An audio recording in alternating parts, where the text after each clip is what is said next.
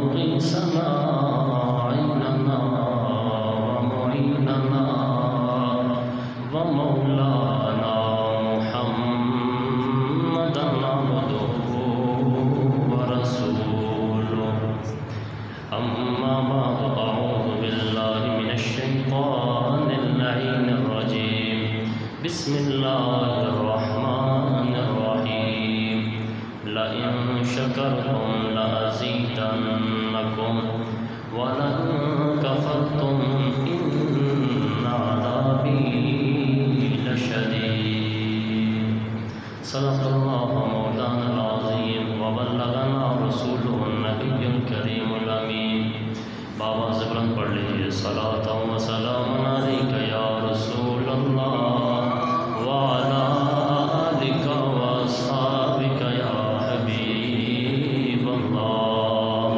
الصلاة والسلام عليك يا رحمة للعالمين وعلى آلك وأصحابك يا خاتم النبيين صدیق عکس حسن و جمال محمد اسد فاروق ذل جاہ و جلال محمد اسد عثمان ضیاء شمع کمال محمد اسد حیدر بہار باغ خصال محمد اسد اسلام ماطاعت خلفاء راشدین ایمان ما محبت آل محمد اسد ناد علی جم مظہر لجائے بتجد وعن لك في النوائب كل هم وغم سينجلي بعظمتك يا الله بنبوتك يا نبي الله وبولايتك يا علي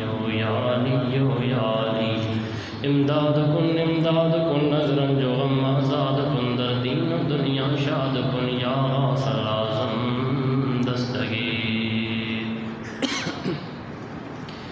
درود پاک پڑھ لیجئے صلی اللہ علیہ یا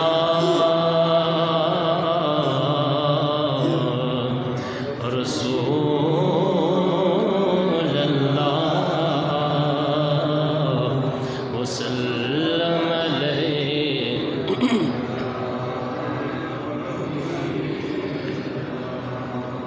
لوگ مشکل میں زمانے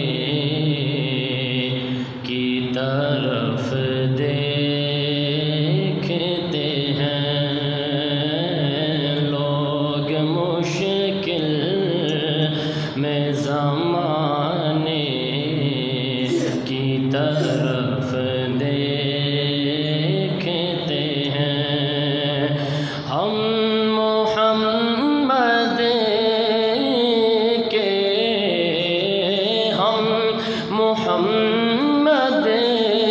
کے گرانے کی طرف دیکھتے ہیں لوگ مشکل میں زمانے کی طرف دیکھتے ہیں لوگ مشکل میں زمانے کی طرف دیکھتے ہیں اور آسمان پر بھی حکومت ہے میرے آقا کی آسمان پر بھی حکومت ہے میرے آقا کی چاند سورج تیری آقا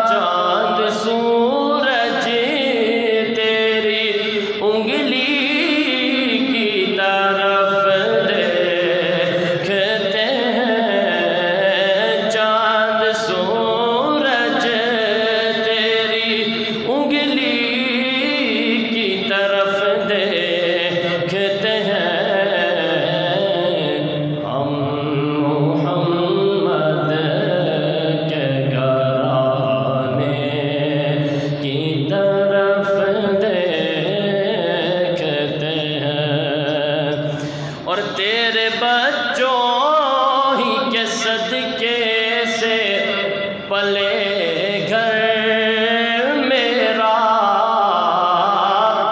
یا رسول اللہ یا حبیب اللہ تیرے صدقے تیرے بچوں ہی کے صدقے سے پلے گھر میرا ہم تو زہرا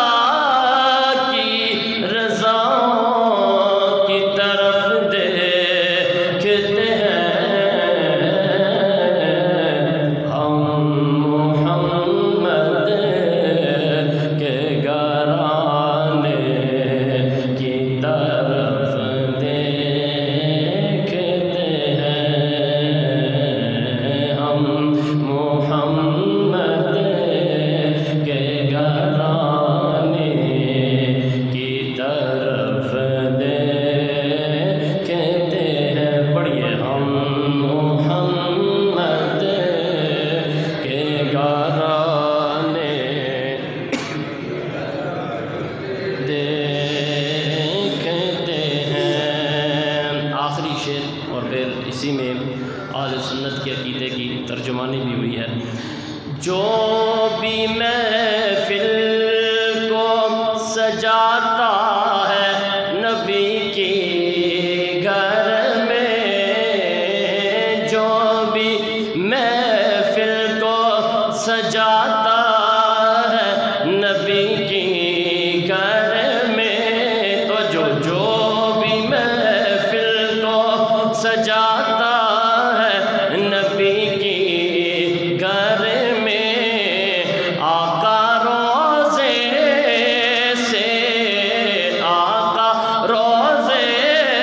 سے اسی گھر کی طرف دیکھتے ہیں، آقا روزے سے اسی گھر کی طرف دیکھتے ہیں، ہم محمد کے گھرانے کی طرف دیکھتے ہیں۔ لوگ مشکل میں زمانے کی طرف دیکھتے ہیں، ہم محمد کے گھرانے کی طرف دیکھتے ہیں۔ سارے پڑھیے، ہم محمد کے گھرانے کی طرف دیکھتے ہیں، ہم محمد کے گھرانے کی طرف دیکھتے ہیں۔ درود پاک پڑھ لیجیے، الصلوۃ والسلام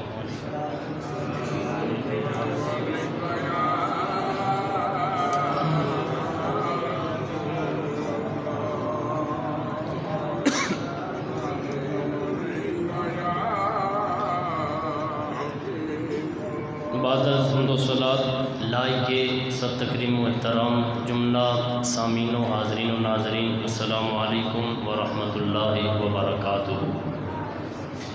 خالق کائنات کا بے حد و بے حساب شکر ہے کہ اس خالق و مالک نے ہمیں زندگی میں ایک مرتبہ پھر جمعۃ المبارک کے یہ عظیم لمحات نصیب فرمائے۔ اللہ پاک ہم سب کا یہاں آنا، مل بیٹھنا، ذکر اللہ، ذکر مصطفیٰ اور ذکر خیر سننا سنانا اپنی بارگاہ میں قبول فرمائے، اور اللہ تعالی ہم سب کی تمام نیک دلی جائز تمنائیں پوری فرمائے۔ جو احباب کسی شرعی عذر کی وجہ سے جمعۃ المبارک کے ان لمحات کو نہیں پا سکے، اللہ ہر ایک کی خزانہ غیب سے مدد فرمائے۔ حضرات ذوالوقار، آج غالباً 30 محرم الحرام ہے، اور چند گھنٹے ہیں پھر انشاءاللہ بعد نماز مغرب یا سورج غروب ہوتے ہی پھر سفر المظفر کا بابرکت مہینہ شروع ہو جائے گا۔ لیکن اگر یہ تو میں نے ہجری اعتبار سے بتایا ہے، عیسوی اعتبار سے جسے ہم کہتے ہیں انگلش کے اعتبار سے دیکھا جائے یا دنیاوی اعتبار سے دیکھیں تو یہ مہینہ اگست کا مہینہ ہے، اور آج غالباً 18 اگست ہے، اور اسی مہینے کی 14 اگست کو اللہ پاک نے ہمیں یہ عظیم دھرتی وطن عزیز پاکستان جیسی عظیم نعمت سے نوازا۔ اللہ کا جتنا شکر ادا کیا جائے اتنا ہی کم ہے، اس لیے کہ رب کی نعمتوں میں سے آزادی ایک وہ عظیم نعمت ہے جس کا ذکر میرے رب نے خود بھی قرآن میں کیا ہے۔ وہ ایک الگ بات ہے جب سے قرآن سے دوری ہوئی ہے، جب سے حضور کے دین سے دوری ہوئی ہے، ہم نے آزادی کو ایک اور رنگ میں رو لیا ہے، لیکن حقیقی آزادی کس شے کا نام ہے؟ یہ صرف اس خوش فہمی میں ہم نہ رہیں کہ اللہ نے ہمیں ہی دی ہے، ہم سے پہلے بھی لوگوں کو آزادیاں ملی ہیں، صرف اس امت ہی کو نہیں، اس امت سے پہلے بھی بنی اسرائیل کے اگر تذکرے پڑھ لیے جائیں ان لوگوں کو اور ان کے قبیلوں کو بھی رب نے آزادی کے پروانے عطا کیے ہیں، لیکن جنہوں نے اس کی قدر کی ہے میرے رب نے انہیں عروج ہی بخشا ہے، جنہوں نے قدر نہیں کی قرآن گواہ ہے، یہ کوئی تاریخی باتیں ہی نہیں ہیں، قرآن کی آیتیں بتا رہی ہیں، وہ ذلیل و رسوا ہو کے پھر رہے ہیں۔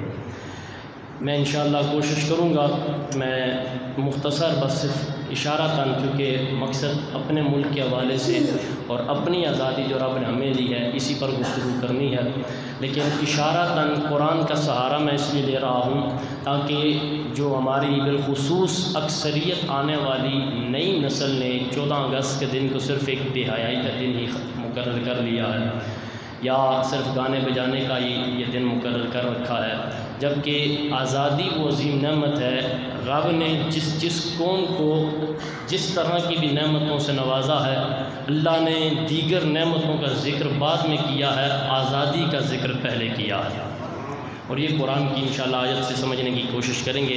اللہ تعالیٰ سے دعا اللہ پاک مجھے حق بیان کرنے کی توفیق عطا فرمائے۔ شاید تھوڑی گفتگو آج روایتی انداز سے ہٹ کے ہو، لیکن ہر دفعہ کانوں کا چسکا ہی پورا کرنا ضروری نہیں ہوتا، حقائق کی طرف بھی بندے کو توجہ کرنی چاہیے۔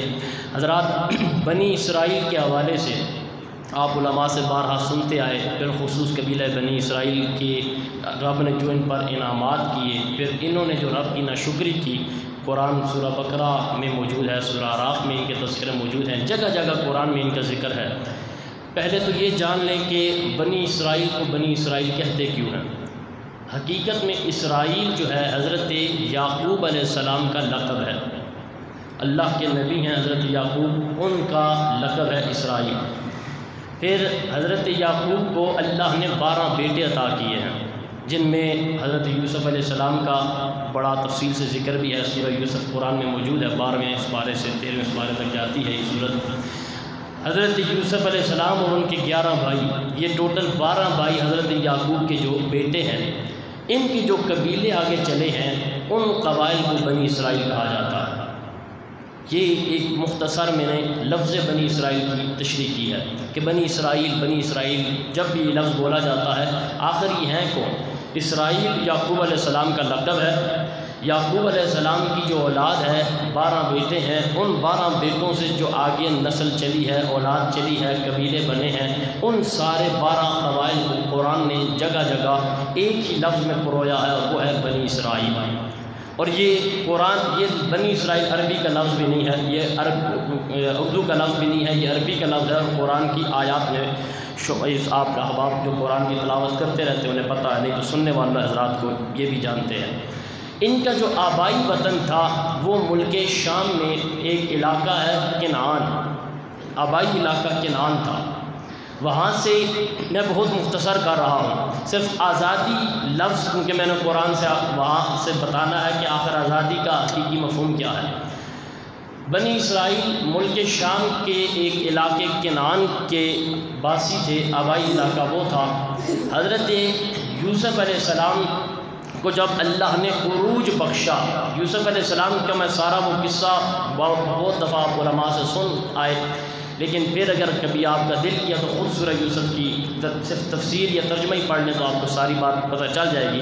حضرت یوسف علیہ السلام کو امتحان میں پاس پا جانے کے بعد آزمائش میں پاس پا لینے کے بعد اللہ نے پھر وہ عروج دیا جس مصر میں جناب یوسف علیہ السلام کی بولیاں لگتی تھیں کہ اتنے کا بیچا جائے گا، اتنے کا بکے گا۔ اس نے یوسف علیہ السلام پر لوگ بولیاں لگاتے تھے۔ ایک وقت آیا ہے اسی مصر کا عزیز بنایا گیا۔ عزیز مصر سے مراد آسان لفظوں میں مصر کا وزیر اعظم رب نے اپنے نبی یوسف علیہ السلام کو بنایا ہے۔ رب نے ایسا عروج دیا۔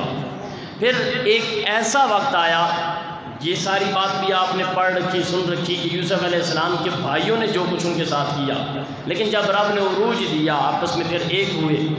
یوسف علیہ السلام کے بھائی اور جناب یعقوب یہ بھی ہجرت کر کے مصر میں آئے۔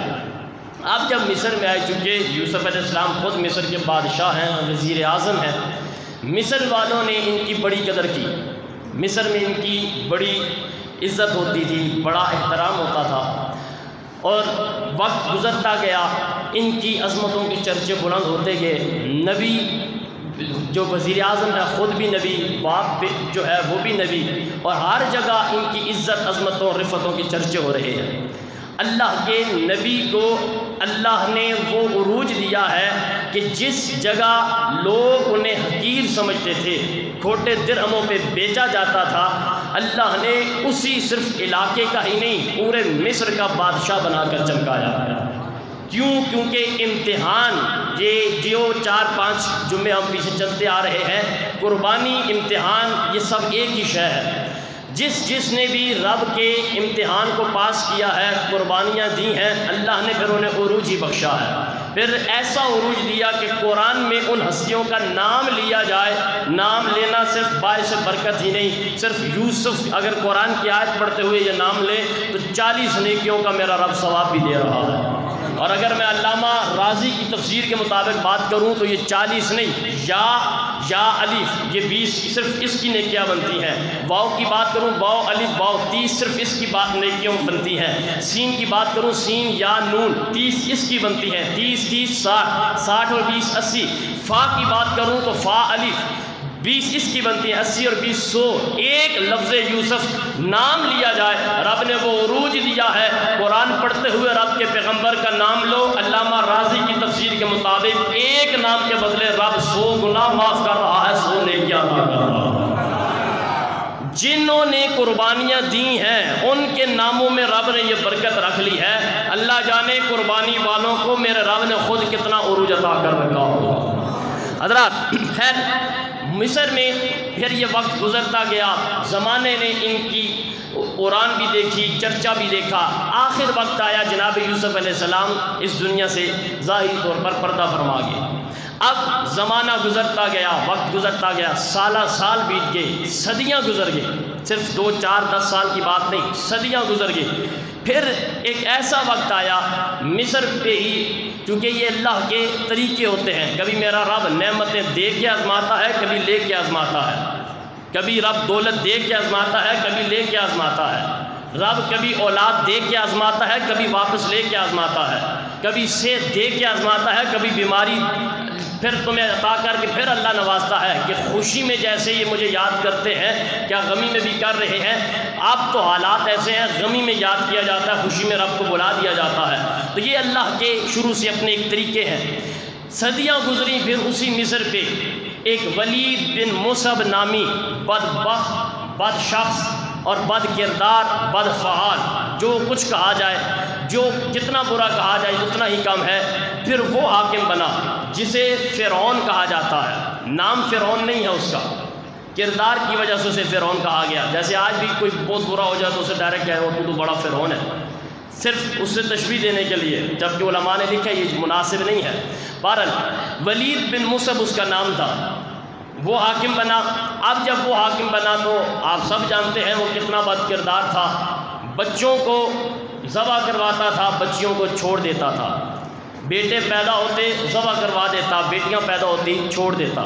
شراب، ہر وہ شے اس نے حلال کر رکھی تھی جو جناب موسیٰ علیہ السلام اور آپ سے پہلے حضرت یوسف علیہ السلام جو پیغام لے کے آئے تھے اس پہ جو کچھ حرام تھا یہ حلال کر رہا تھا۔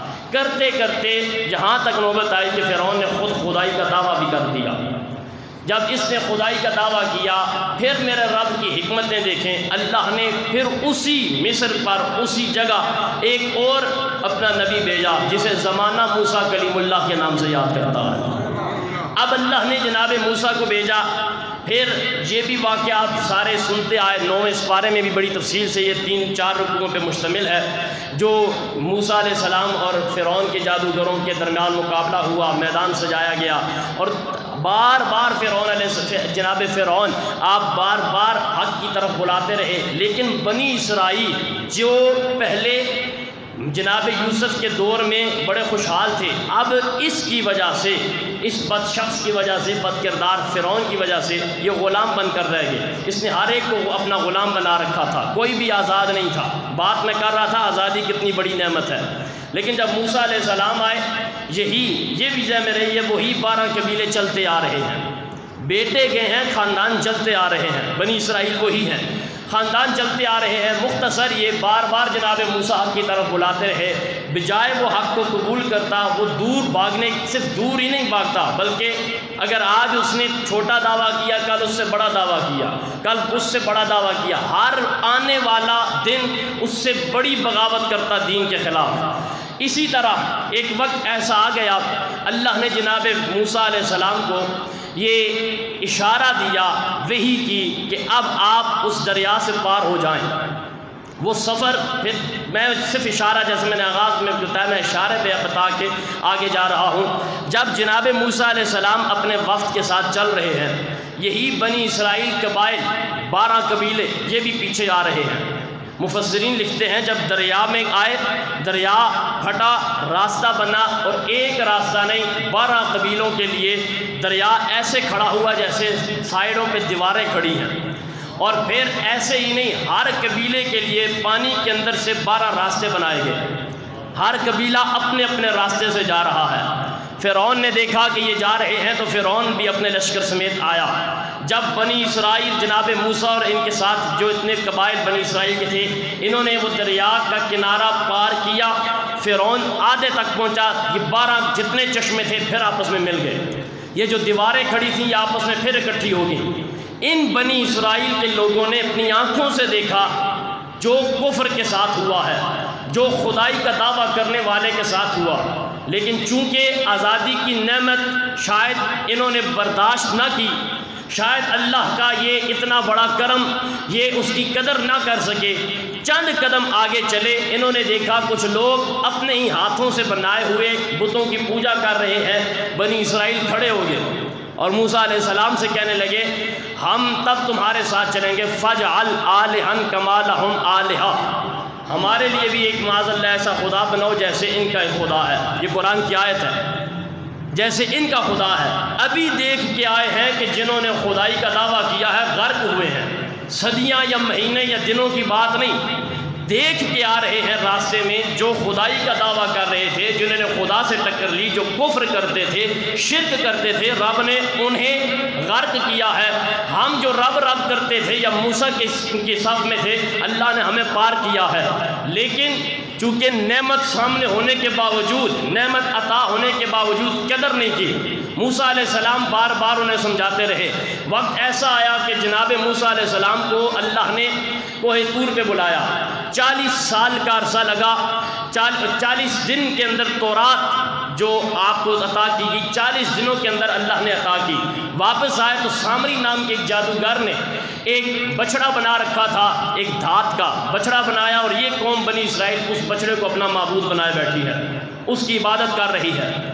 پہلے وہاں سرکشی کی، پھر یہاں آ کے یہ سرکشی ہو رہی ہے۔ بار بار موسیٰ علیہ السلام حق کی طرف بلا رہے ہیں لیکن کوئی سن نہیں رہا۔ رب ذوالجلال نے پھر جہاں وہ رب غفار ہے، جہاں وہ غفور ہے، رحیم ہے، یاد رہے وہ جبار و قہار بھی ہے۔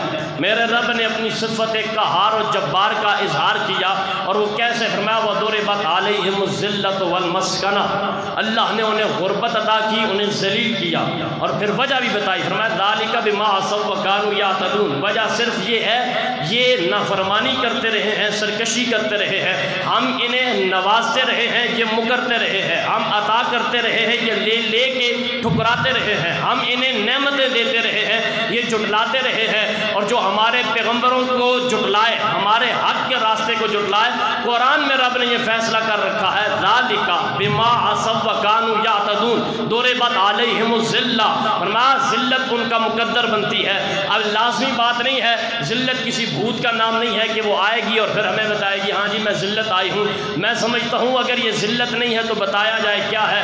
56 اسلامی ریاستیں ساری گونگی بنی بیٹھی ہیں، کیا یہ ذلت نہیں ہے؟ 2 ارب سے زیادہ مسلمان یہاں گونگے بنے پھر رہے ہیں، قرآن چلایا جا رہا ہے لیکن ذلت چونکہ ان کا مقدر بن گئی ہے کوئی نہیں بول رہا۔ یہاں کملی والے آقا کی ناموس پر باتیں ہو رہی ہیں، ذلت چونکہ مقدر بن گئی ہے کوئی نہیں بول رہا۔ سونے کی ختم نبوت پر کے دل میں ترامیم پیش کی جا رہی ہیں، ذلت چونکہ مقدر بن گئی ہے کوئی نہیں بول رہا۔ 14 اگست کو رب نے وطن عزیز پاکستان دیا ہے، اور یاد رہے یہ محض رنگ کی بنیاد پر نہیں ملا، نسل کی بنیاد پر نہیں ملا، جغرافیائی خطے کی بنیاد پر نہیں ملا۔ میں اس لیے یہ بات کر رہا ہوں، ہم نے ٹی وی شوز میں اس سال سنا ہے لوگوں نے کہا اللہ کا شکر ہے اللہ نے ہمیں الگ سے خطہ دیا ہے۔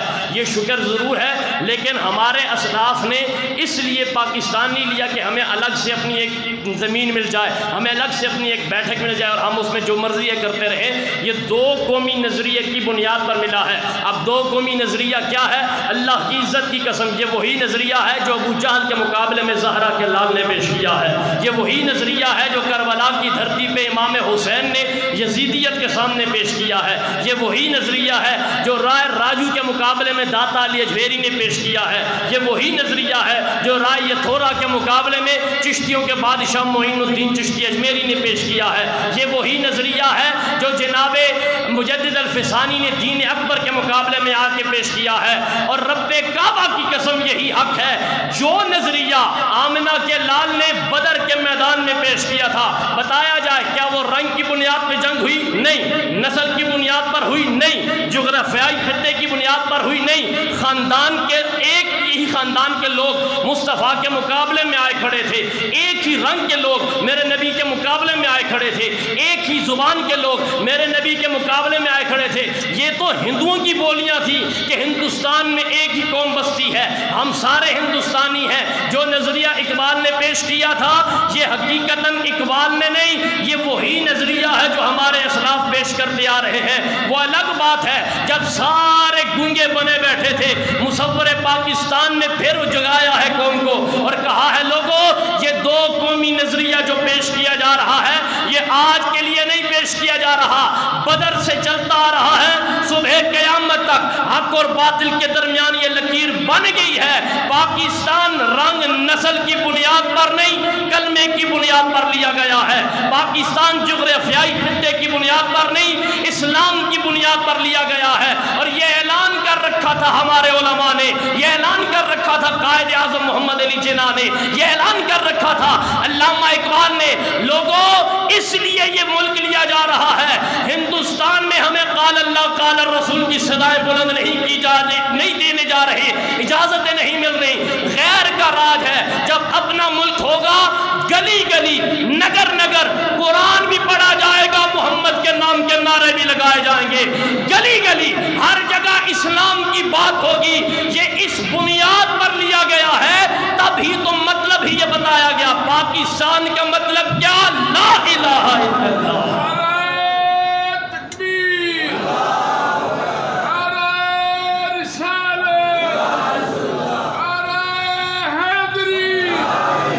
ہم نے آزادی کا مفہوم یہ سمجھا ہے، بالخصوص اکثریت ہماری نئی نسل نے، شاید بس باجے بجانے کا نام ہے 14 اگست، شاید موٹر سائیکلوں سے سلنسر نکال کے اور ٹھاں ٹھاں کرنے کا نام 14 اگست ہے۔ یہ ہے وہ ساری باتیں۔ بنی اسرائیل نے کیا کیا تھا؟ یہی کچھ تو وہ بھی کرتے رہے، صرف یہ کہ اس وقت موٹر سائیکل اور باجے تھے نہیں، جو کچھ اس وقت تھا انہوں نے اس چیز کا چرچا کیا ہے نافرمانی میں آگے، جو کچھ آج ہم کر رہے ہیں۔ اور آپ سب جانتے ہیں، یہ تو 2 میں نے مثالیں دی ہیں، کچھ چیزیں ایسی ہیں جو ممبر پہ بیٹھ کے بیان نہیں کی جا سکتی۔ ہمارے تعلیمی اداروں میں اس دن خاص بے حیائی ہوتی ہے، والدین سامنے دیکھ رہے ہوتے ہیں، اور خوشی کیا یہ ہو جی آج 14 اگست ہے، بچیاں ناچیں گے، بچیاں ناچیں گی، غیر محرموں کے سامنے آزادی والے دن۔ یار رب تمہیں آزاد کر رہا ہے، تم پھر غلام بن رہے ہو۔ اللہ تمہیں آزادی کا پروانہ دے رہا ہے، تم پھر غلامی کے توق اپنے گلے میں ڈال رہے ہو۔ اور پھر حضرات پاکستان یہ آپ ان غیروں کے لیے، ان ہندوؤں کے لیے اور ان لوگوں کے لیے جو ملک پاکستان کو ہر وقت حقیقت سمجھتے ہیں، حقارت کی نظر سے دیکھتے ہیں، ہمارے اسلاف نے تو یہاں تک لکھا ہے کہ مصطفیٰ کے نام کی نسبت کا صدقہ اللہ نے پاکستان کو بھی ایک عروج عطا کر رکھا ہے۔ وہ کیسے؟ مصطفیٰ کریم کا نام ہے محمد۔ جب کفار آپ کو برا بلا کہتے تھے، معاذ اللہ محمد ایسا ہے، محمد ویسا ہے، معاذ اللہ جھوٹا ہے، ساری باتیں آپ جانتے ہیں، برا بلا کہتے تھے، تو جب آپ کے چاہنے والے کہتے یا رسول اللہ آج پھر انہوں نے ایسے کہا، حضور آج پھر ایسے کہا، میرے نبی کبھی کبھی مسکرا کر فرماتے نہیں یہ مجھے نہیں کسی اور کو کہہ رہے ہیں۔ حکمت کا تقاضا دیکھیے، مجھے نہیں کسی اور کو کہہ رہے ہیں۔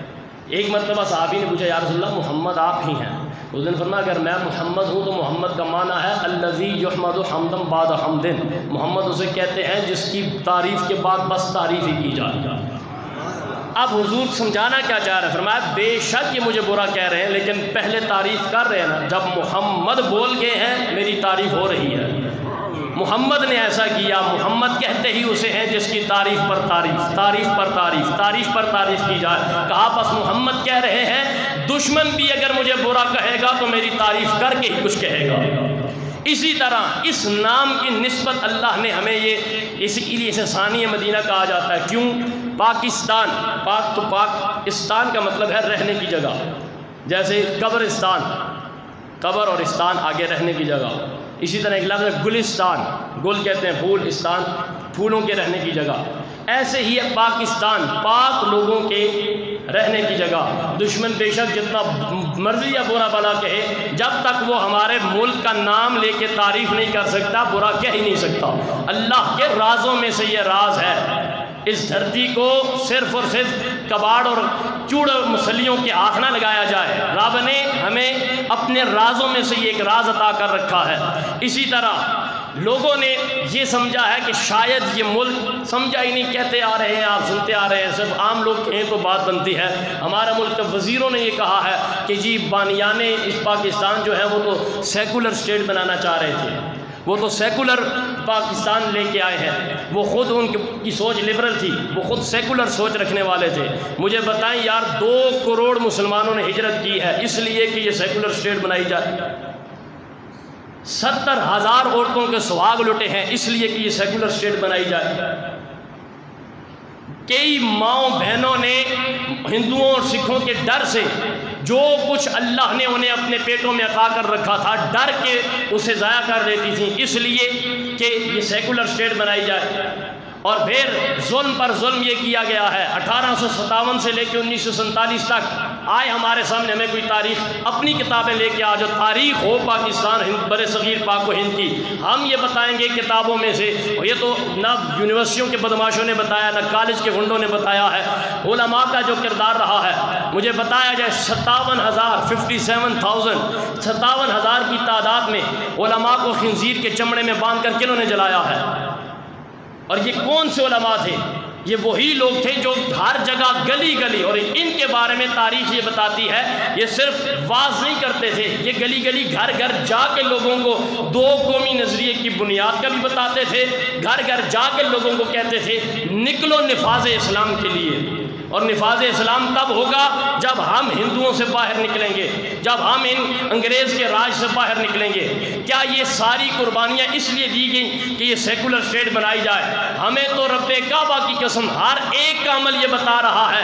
علامہ فضل خیر آبادی ہو تب، سید نعیم الدین مراد آبادی ہو تب، عبدالعلیم صدیقی میرٹھی ہو تب، جو بھی ہمارے اکابر ہیں، ہر ایک کا کردار یہ بتا رہا ہے پاکستان سیکولر اسٹیٹ کے لیے نہیں بنایا گیا، محمد کے نظام کے لیے بنایا گیا۔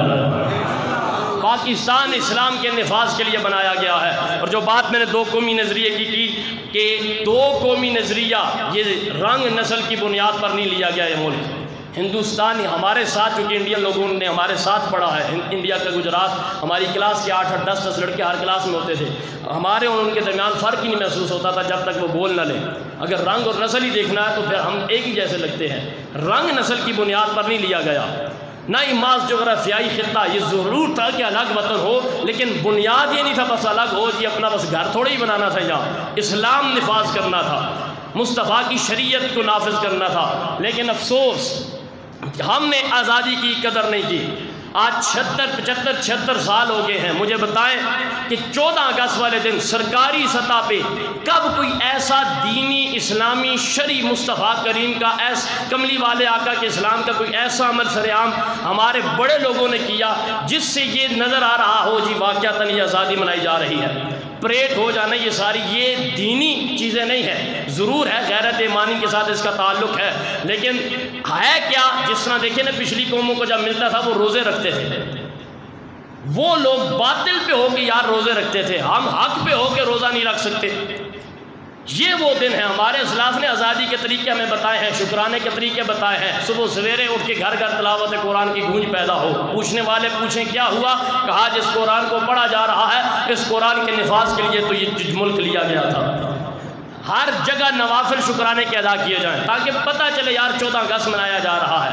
لیکن افسوس بڑی معذرت کے ساتھ ظاہری بات ہے جو باہر ہماری مائیں بہنیں آتی ہیں وہ کوئی انڈیا سے آ کے تو یہاں پہ بے حیائی نہیں کر رہی نا. ہمارے ہی گھر کی عورتیں ہیں، آپ ہی کے گھر کی عورتیں ہیں، آپ ہی کے خاندان کی ہیں، میرے ہی خاندان کی ہیں، کوئی باہر سے تو نہیں آ رہے. تو 14 اگست جب اس انداز سے منایا جائے گا تو پھر صبر کیا جائے. میرے رب کا قرآن اللہ بار بار قرآن میں کہہ رہا ہے ذالک بما عصوا وکانوا یہتدون، ذالک بما عصوا وکانوا یہتدون. اللہ ڈھیل ضرور دیتا ہے لیکن میرے رب کی پکڑ بڑی سخت ہے. قرآن کی جو آیت میں نے شروع میں پڑھی لئن شکرتم لازیدنکم، فرمایا شکر کرو گے تو مزید دوں گا.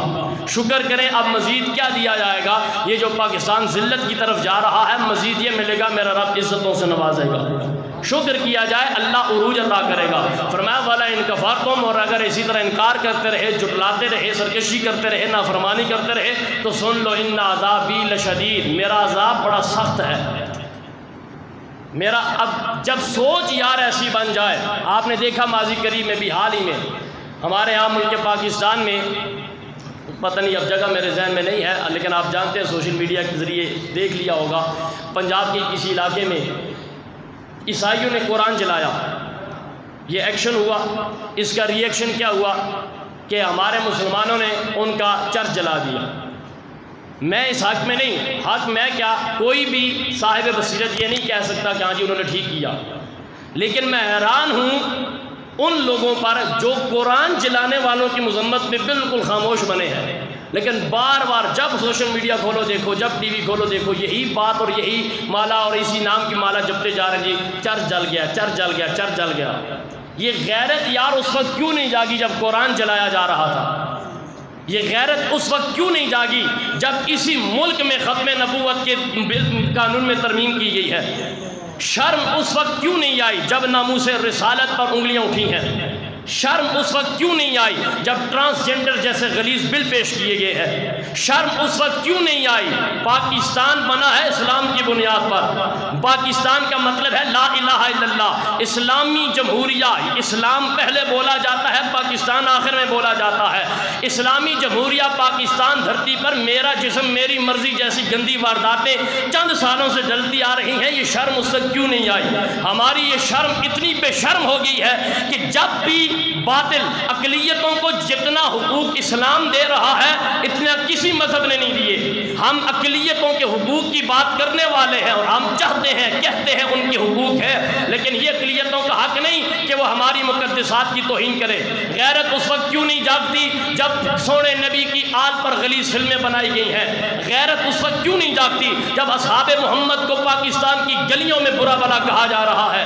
یہ غیرت اس وقت کیوں نہیں جاگتی جب وارثان منبر و محراب ٹی سی باز ملا کملی والے آقا کے دین کے فروش، دین فروش ملا مصطفیٰ کریم کے دین کو بیچتے نظر آ رہے ہیں؟ یہی غیرت اس دن بھی تب کیوں نہیں جاگی جب انہی عیسائیوں نے قرآن جلایا ہے؟ اور اگر آپ کو یاد نہیں ہے تو رب نے ہمیں حافظے کی قوت عطا کر رکھی ہے. یہی وہ عیسائی تھے چند سال پہلے سیالکوٹ کی گلیوں میں 2 قرآن کے حافظوں کو سرعام دن دہاڑے مار مار کے کچل دیا گیا ہے. تب تو پاکستان کے لوگوں میں غیرت ہم نے نہیں دیکھی. اگر کوئی یہ کہ نہیں جی ہم تب بولے تھے، میں نے کہا بولنے کا نام غیرت نہیں ہے. اگر ہم اکثریت ہیں تو اقلیت اپنے دائرے میں رہے. اقلیت کو یہ بتانا تھا کائنات کی ہر شے پہ سوداگری ہوگی، نہ قرآن پہ سوداگری ہے نہ قرآن والے محمد کی عزت پہ سوداگری ہو سکتی ہے.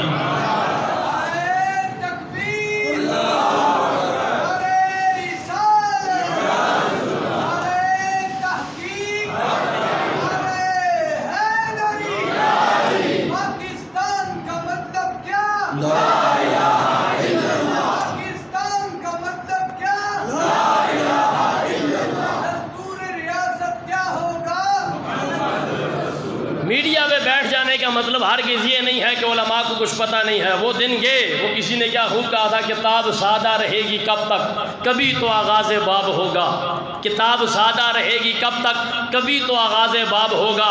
جنہوں نے بستی اجاڑ ڈالی, کبھی تو ان کا حساب ہوگا. اور وہ دن گئے جب ہر ستم کو آدائے محبوب کہہ کے ہم خاموش تھے. اب اٹھے گی جو اینٹ ہم پر تو پتھر اس کا جواب ہوگا. ایسا ہرگز نہیں ہوتا. آپ سمجھتے ہوں گے بس یہ علماء صرف کملی والے آقا کے بس ممبر اور مصلی تک یہ محدود ہے. کملی والے آقا کا دین, میرے نبی کا اپنا فرمان ہے, الاسلام یعلو ولا یولا. حضور نے فرمایا اسلام دبنے کے لیے نہیں, اسلام ہر باطل کو دبانے کے لیے آیا ہے. حضور کا فرمان ہے. اور پاکستان اور اسلام کا تعلق آپس میں اتنا گہرا ہے. پاکستان کی بنیادوں میں اسلام ہے. پاکستان لیا گیا ہے کلمے کی بنیاد پر. پاکستان حاصل کیا گیا ہے محمد عربی کے نفاذ کے لیے, آقا کی شریعت کے نفاذ کے لیے. اور اگر جسے یہ باتیں ہضم نہیں ہوتی تو ہمیں یہ بات واضح طور پہ بتائی جائے, کیا یہ ساری قربانیاں اس لیے دی گئی ہیں؟ 40,000 سے زائد عورتوں کو دن دہاڑے میں مارا گیا ہے ہندوؤں سکھوں کی طرف سے. کیا اس لیے کہ یہاں پہ آگے لبرل اور سیکولر باتیں کی جائیں؟ اور جن وزیروں نے یہ کہا تھا ہم نے رب کعبہ کی قسم, یار میرے رب کی حکمتیں تو دیکھیں, یہ ماضی قریب کی باتیں ہیں. جمعہ 8 دن کی بات نہیں ہوگی. پچھلی جو حکومت یہاں سے گئی ہے, نام لینا ہم گوارا نہیں کرتے, ان کے وزیر کہتے تھے جو 4 دن ایک وزارت پر, 4 دن دوسری وزارت پر ہوتے تھے, میرے نبی کے دین کے وارثوں پر انگلیاں اٹھاتے تھے اور کہتے تھے ہم فلاں سے اچھا اسلام جانتے ہیں, فلاں سے اچھا اسلام جانتے ہیں. دنیا نے دیکھا ہے بک بک کرنے والے ذلیل ہو رہے ہیں, رب رب کرنے والے منیب الرحمان کو پھر سے ستارہ امتیاز دیا جا رہا ہے.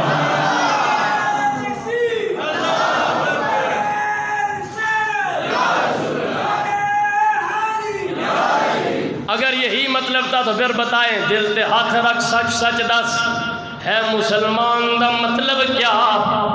دل تے ہاتھ رکھ سچ سچ دس, ہے مسلمان دا مطلب کیا؟ جے پاک نبی دی نال عشق نہیں وط راز ایمان دا مطلب کیا؟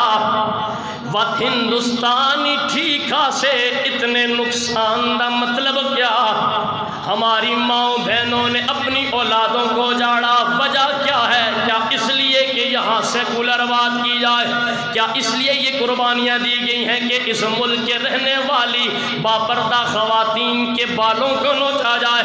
کیا اس لیے یہ ساری قربانیاں دی گئی ہیں سونے نبی کی آل یعنی سید ذاتیوں کی بالیوں کو نوچا جائے؟ کیا اس لیے یہ قربانیاں دی گئی ہیں کہ پاکستان کے مقدس ترین حال میں رب رسول کے ناموں کے سائے میں بیٹھ کے اللہ کے حلال کو حرام کیا جا رہا ہو, حرام کو حلال کیا جا رہا ہو؟ سود حرام ہے. ہمارے ملک میں یہ المیہ بھی ہم نے دیکھا, ہمارے ملک کا صدر یہ کہتا رہا یار کوئی صورت نکالو سود حلال ہو جائے. کیا اس لیے یہ ملک بنایا گیا شراب کو حلال کرنے کے لائسنس جاری کیے گئے ہیں؟ کیا اس لیے یہ ملک بنایا گیا ٹرانسجینڈر جیسے غلیظ بلوں کو پیش کیا جائے؟ کیا اس لیے یہ ساری قربانیاں دی گئی ہیں؟ اگر یہی مقصد تھا کہ شاعر اپنا تخیل دے رہا ہے, آزادی سے بڑی نعمت میں نے آغاز میں کہہ دیا کوئی نہیں ہے, لیکن اگر یار یہی مقاصد تھے وقت ہندوستانی ٹھیکا سے اتنے نقصان دا مطلب کیا؟ اور جتھے پاک نبی دی عزت نہیں اس پاکستان دا مطلب کیا؟ ہمیں تو ہمارے اسلاف نے یہی بتایا, پاکستان کا مطلب کیا؟ لا الہ الا اللہ. پاکستان کا مطلب کیا؟ گج کے بولو, پاکستان کا مطلب کیا؟ لا الہ الا اللہ. پاکستان کا مطلب کیا؟ دستور ریاست کیا ہوگا؟ محمد رسول اللہ. دستور ریاست کیا ہوگا؟ محمد رسول اللہ. دستور ریاست کیا ہوگا؟ محمد رسول اللہ. اب میں یہ 4 مصرے ان لوگوں کے لیے جو بولنے کی صلاحیت رکھتے ہیں اور بولتے بھی ہیں, لیکن جب بھی بولتے ہیں ٹی سی بن کے اپنے آپ کو پیش کرتے ہیں, ان چاہے وہ وزیر ہیں, مولوی ہیں, پیر ہیں, عام ہیں, خاص ہے, جو بھی ہے. وہ کسی نے کیا خوب کہا تھا, نکی چادر تان کے سو گئے. نکی چادر تان کے سو گئے، مالک چور پچھاڑ کے سو گئے۔ ایک تو ہے نا ہمیں پتہ نہیں چور کون ہے، ہمیں پتہ ہی چور ہے۔ مالک چور پچھاڑ کے سو گئے، لٹن والیاں رج کے لٹیا، جاگن والے جاڑ کے سو گئے۔ انہیں پتہ ہے حق کیا ہے۔ آپ کیا سمجھتے ہیں یار، اگر ہم کل پڑھ کے یہاں تک ہمیں بھی اگر حق کا پتہ چل گیا ہے تو جو بیچارے اصلی نسلی چلتے آ رہے ہیں، ان کے آباء و اجداد ہی سارے عالم ہیں، خود ان کی داڑیاں سفید ہو گئی ہیں، پھر بھی باطل کے بغلوں میں بیٹھے، کیا انہیں حق پتہ نہیں ہے؟ پتہ ہے صاحب۔ مالک چور پچھاڑ کے سو گئے، نکی چادر تان کے، سب عزتیں اور دنیاوی عزت اور دنیاوی لالچ ہے۔ آخری بات حضرات، اور یہ توجہ سے سنیے گا، یہ کسی رسالے میں نے پڑھا، اب وہ رسالہ بھی میرے ذہن میں نہیں ہے، لیکن وہ تھا 14 اگست کی پر، اب یہ مجھے علم نہیں ہے کہ وہ کنہوں نے لکھا تھا، لیکن پاکستان کی تاریخ کے حوالے سے ہی ہے یہ واقعہ۔ بارہا آپ نے شاید علماء سے بھی کچھ علماء سے سن رکھا ہو، لیکن میں نے چونکہ ایک ہی دفعہ پڑھا تو مجھے بڑا اچھا لگا، میں نے سوچا آپ سے یہ شیئر کریں گے۔ 1965 کی جب جنگ ہوئی تھی، مختصر کر رہا ہوں، بھارتی آرمی کے درمیان رات کو آپس میں یہ میٹنگ ہوئی کہ سروے کرتے ہیں، دیکھتے ہیں کہ کون سا بارڈر پاکستان کا کمزور ہے، جہاں پہ آرمی کم ہے، کمزور ہے، ہم وہاں سے صبح حملہ کریں گے اور پھر دیکھتے ہیں کہ آگے ہمارا راستہ کہاں تک صاف ہوتا ہے۔ مختصر یہ کہ جب ان کی سروے ٹیم نے سروے کیا، خفیہ طور پہ جا کے بتایا واپس کہ سیالکوٹ کے قریب رنگ پور کا بارڈر ہے، وہ ہمیں وہاں آرمی کم ہے، وہاں ان کی تعداد اتنی ہے، وہ کمزور ہے، اگر ہم وہاں سے حملہ کریں تو سیالکوٹ سے لاہور تک کوئی ایسی رکاوٹ نہیں ہے جو ہمیں روک سکے۔ اور پھر لاہور کے اندر ہی ان مسلمانوں کی مسجد ہے، بادشاہی مسجد، جسے اپنی یہ تاریخی مسجد کہتے ہیں۔ جب انہوں نے اپنے بڑوں کو یہ بتایا تو بڑے بڑے خوش ہوئے، انہوں نے کہا ٹھیک ہے، اس کا مطلب ہے اگر اس مسجد تک ہم چلے جاتے ہیں تو الیاذ باللہ کل دن 12 بجے سے پہلے ہی اس تاریخی مسجد کو ہم شراب خانے میں بدل دیں گے۔ ان کا یہ پلان بن گیا، آپس میں میٹنگ ہوگی، طے ہو گیا۔ اب یہ رنگ پور کے قریب یہ گاؤں ہے، اس گاؤں کے کمہار یہ واقعہ وہ بتا رہا، وہ کہتا ہے جی میں اپنے گاؤں سے نکل کے دوسرے گاؤں میں گیا، اپنے جانوروں کے لیے 2 بڑی بوریاں میں لاد کے لایا تھا، کھاد وغیرہ ان کی خوراک کے لیے۔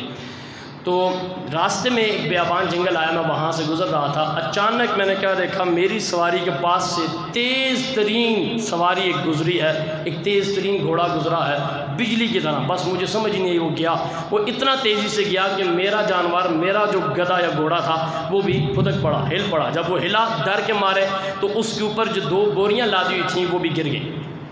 توجہ سے سنیے گا، وہ کہتا میں ایک پریشانی یہ کہ یار اس جنگل میں کوئی میری مدد کو بھی نہیں ہے، اور پھر یہ کون گیا ہے اس جنگل میں اس طرح بجلی کی طرح، اور پھر دوسری مجھے پریشانی یہ تھی اب یہ میرے ساتھ مدد کون کرے گا، میری بوریاں کون لدوائے گا، یہاں پہ تو کوئی بندہ وادی نظر ہی نہیں آ رہی۔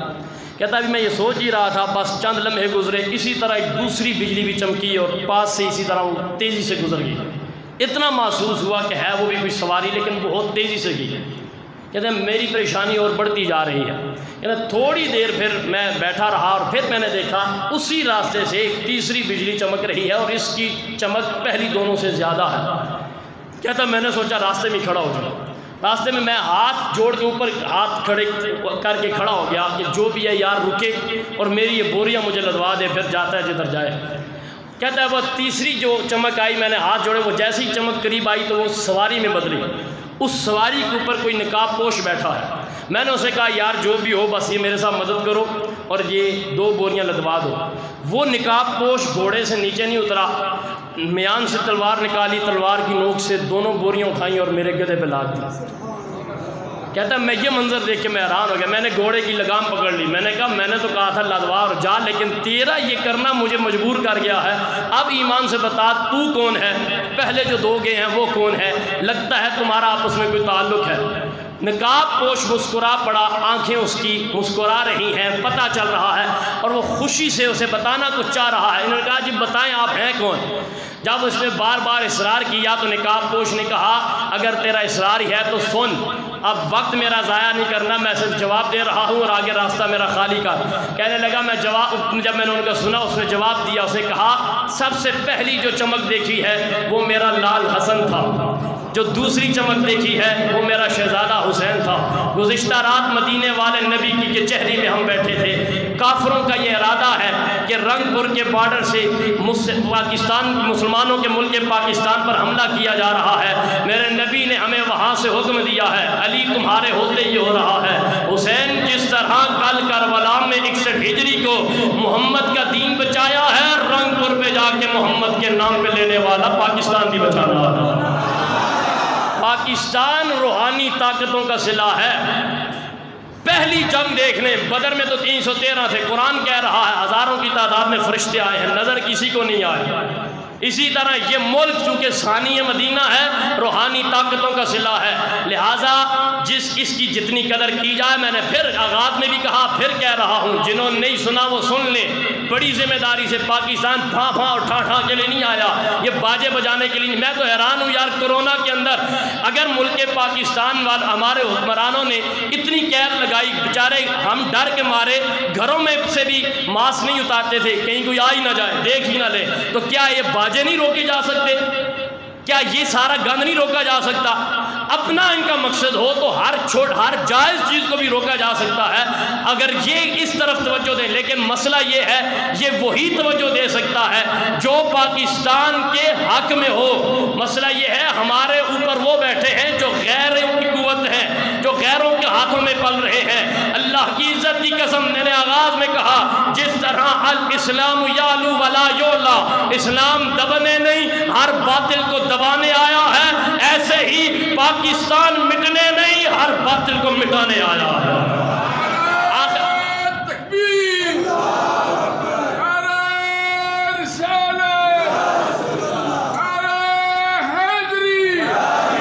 آخر میں پھر وہی نعرہ، اب آپ سب نے جواب دینا، سب کو آتا ہے، کلمہ ہی آپ نے پڑھنا ہے سارا۔ پاکستان کا مطلب کیا؟ لا الہ الا اللہ۔ پاکستان کا مطلب کیا؟ بولو بولو، پاکستان کا مطلب کیا؟ لا الہ الا اللہ۔ پاکستان کا مطلب کیا؟ دستور ریاست کیا ہوگا؟ محمد الرسول اللہ۔ دستور ریاست کیا ہوگا؟ دستور ریاست کیا ہوگا؟ نعرہ تکبیر، نعرہ رسالت، نعرہ رسالت، ہاتھ اٹھائیے، نعرہ رسالت، نعرہ رسالت، نعرہ تحقیق، نعرہ حیدری، نعرہ حیدری۔ دل لگا کے زندہ باد کہنا ہے، اسلام، اسلام، اسلام، اسلام، اسلام، پاکستان، پاکستان، پاکستان، پاکستان، تاجدار ختم نبوت۔ اللہ تعالیٰ سے دعا، اللہ پاک ہم سب کو وطن عزیز کا محافظ بننے کی توفیق عطا فرمائے۔